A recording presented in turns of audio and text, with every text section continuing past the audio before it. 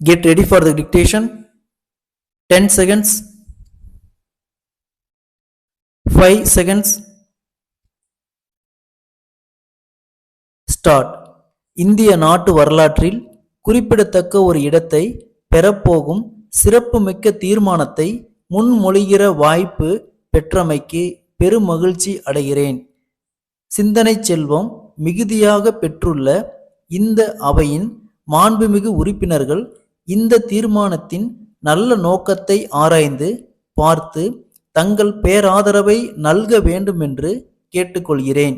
இந்தியாவின் வலிவும் பொலிவும் குறையாமல் இருக்க ஒருமைப்பாட்டிற்கு சிறு தீங்கும் நேராமல் பார்த்து கொள்ள அனைவரும் ஒத்துழைக்க வேண்டும். அதை செயல் வடிவில் பல முறை நமது மாநிலம் நிரூபித்து காட்டியுள்ளது என்பதை நீங்கள் அனைவரும் நன்கு அறிவீர்கள். ஆயினும் மத்திய மாநில அரசுகளுக்கிடையே உள்ள தொடர்புகள் பற்றிய மறு ஆய்வு இன்றைய தேவை என்கிற கருத்தை நாம் வலியுறுத்த வேண்டிய கட்டாயத்திற்கு துரத்தப்பட்டு இருக்கிறோம். இன்றுள்ள உறவுமுறை உள்ளத்திற்கு நிறைவு தருவதாக அமையவில்லை என்ற கருத்தை அனைவரும் ஏற்றுக்கொள்வார்கள் என்று நம்புகிறேன். வரி பங்கீடு, அதிகார வரம்பு, திட்டத்திற்கான நிதி ஒதுக்கீடு ஆகியவற்றில் இதுவரை நமக்கு கிடைத்துள்ள அனுபவம் கசப்பானது என்பதை யாரும் மறந்துவிட முடியாது. இந்த கசப்பு நீங்கிடவும் கனிவு கிடைத்திடவும் வழி காண்பது உடனடி பிரச்சனையாக இருக்கிறது. ஒருவரிடையே உள்ள நல்லெண்ணத்தின் அடிப்படையிலும் தோழமை தொடர்பாலும் இது ஆராயப்பட வேண்டும். இந்தியா விடுதலை பெற்றுவிட்டது. ஆனால் அதன் அவயங்களை போல உள்ள மாநிலங்கள் மற்றும் மத்திய அரசிடம் அதிகார குவியல்கள் என்னும் விலங்குகளால் கட்டுண்டு கிடக்கின்றன. மாநிலங்களுக்கு கூடுதலாக அதிகாரங்கள் அளிக்க வேண்டும் என்று கேட்பதால் மத்திய அரசிடம் குறைவான அதிகாரங்கள் இருக்க வேண்டும் என்று பொருள் கொள்ளக்கூடாது. மத்திய அரசின் வலிவு காக்கப்படுகிற அளவிற்கு அதிகாரங்களை வைத்துக்கொண்டு எஞ்சியுள்ள அதிகாரங்கள் அனைத்தையும் மாநிலங்களுக்கு வழங்க வேண்டும் என்பதே நம்முடைய கோரிக்கையின் உயிர் மூச்சாக உள்ளது என்பதை தெளிவுபடுத்த கடமைப்பட்டிருக்கிறேன். இருக்கின்ற அதிகாரங்களை பயன்படுத்தி என்ன சாதித்து விட்டீர்கள் என்ற வினாவிற்கு விடையளிக்க வேண்டியது என்னுடைய பொறுப்பாகும். உணவுத்துறையில் நாம் எஞ்சியுள்ள தன்னிறைவு காரணமாக இந்தியாவில் உள்ள பல மாநிலங்களுக்கு நாம் உணவுப் பொருட்கள் வழங்க முடிந்தது.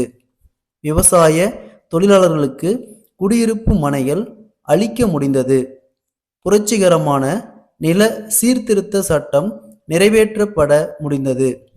அரசு ஊழியர்களுக்கு குடும்ப நல திட்டம், முதியோர்களுக்கு ஓய்வூதிய திட்டம், தொழிலாளர்களுக்கு நிர்வாகத்தில் பொறுப்பளித்தல், முதலீட்டில் பங்களித்தல் என பல்வேறு சமுதாய நல திட்டங்களையும் கொண்டு வருவதற்கு முடிந்தது என்பதை தெரிவித்துக் கொள்கிறேன். இன்னும் செய்ய வேண்டிய சாதனைகளுக்கு அதிகார குவியல்கள் எந்த வகையில் குறுக்கீடாக உள்ளன என கேட்கப்பட்டது. அதற்கு பதில் அளிக்க நான் கடமைப்பட்டிருக்கிறேன். பல உர தொழிற்சாலைகள் நம் மாநிலத்தில் உள்ளன. அந்த தொழிற்சாலைகளுக்குள்ளே நுழைந்து அங்குள்ள இருப்புகளை சரிபார்க்கவோ விநியோக முறைகளை பரிசீலிக்கவோ தவறு நடந்தால் உரத்தை பறிமுதல் செய்யவோ மாநில அரசுக்கு அதிகாரம் இல்லை. இதன் விளைவாக எவ்வளவு தவறுகள் தனியார் உர விநியோகத்தில் ஏற்பட்டிருக்கின்றன என்பதை இங்கே பல முறை சுட்டிக்காட்டி இருக்கிறேன். சோளம், கம்பு, கேழ்வரகு போன்ற சிறு தானியங்களை ஒரு மாநிலத்திலிருந்து இன்னொரு மாநிலத்திற்கு எடுத்து செல்லக்கூடாது என்கிற தடை இருந்தது. மாநில அரசுகளை கலக்காமல் அந்த தடையை மத்திய அரசாங்கம் நீக்கிவிட்டது. ஆயினும் சிறு தானியங்களின் விலை 50% மேல் திடீரென உயர்ந்திருக்கிறது என்பதை நாம் உணராமல் இல்லை. இவ்வாறு பலவற்றை நான் எடுத்து கூற முடியும். மக்களின் இன்ப துன்பங்களோடு பின்னி பிணைந்திருப்பது மாநில அரசு. மாநில அரசுகளின் அதிகாரங்கள் கூடுதலாக்கப்பட்டால் தன்னிறைவு பாதையை நோக்கி ஒவ்வொரு மாநிலமும் நடைபோடும். தன் சுய முயற்சியால் இந்தியா முன்னேறும் என்பதில் சந்தேகத்திற்கு இடமில்லை. ஸ்டாப்.